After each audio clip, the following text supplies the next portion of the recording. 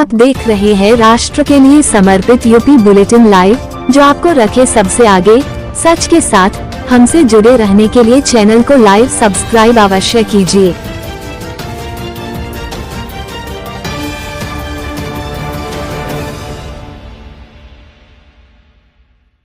मुजफ्फरनगर, हिंदू हिंदू भाई भाई। विराट हिंदू सम्मेलन में स्वामी यशवीर महाराज ने सभी हिंदुओं को जातिवाद से आज मैं इस हिंदू सम्मेलन में संकल्प करता हूँ कि आज के बाद मैं किसी भी हिंदू से घृणा नहीं करूँगा। क्यों?